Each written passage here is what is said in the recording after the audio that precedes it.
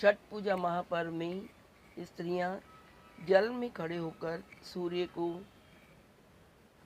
अर्घ्य क्यों देती हैं, आइए जानते हैं। छठ पूजा में महिलाएं तालाब, नदी या घाट के पानी में खड़ी होकर सूर्य देव की पूजा करती हैं। इसके पीछे गहरा धार्मिक और वैज्ञानिक दोनों कारण हैं। धार्मिक कारण क्या है, आइए जानें।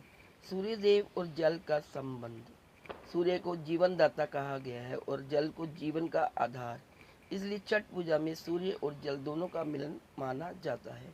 जल में खड़े होकर सूर्य को अर्घ्य देना दोनों शक्तियों यानी अग्नि, सूर्य और जल का सम्मान करना है। नंबर 2, शुद्धता का प्रतीक। क्योंकि जल शुद्धता का प्रतीक है और जल में खड़े होकर व्रती स्त्री यह दर्शाती है कि यह शरीर और मन से पूरी तरह शुद्ध है। वह पूजा, निर्मलता, संयम और श्रद्धा का प्रतीक है। साढ़ा दोस्तों, भक्ति और समर्पण का भाव। पानी में कई घंटे खड़े रहना बहुत कठिन होता है। यह भक्त का अपने देवता के प्रति संपूर्ण समर्पण और तपस्या को दर्शाता है। चौथा, सूर्य की 2 अवस्थाओं की पूजा की जाती है इसमें।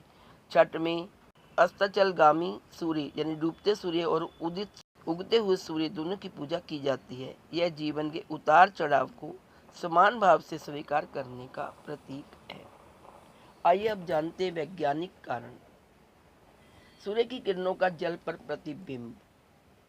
जब सूर्य की किरणें पानी पर पड़ती हैं तो उनका प्रभाव अधिक शुद्ध और सौम्य हो जाता है। पानी में खड़े होकर पूजा करने से शरीर को प्राकृतिक ऊर्जा मिलती है।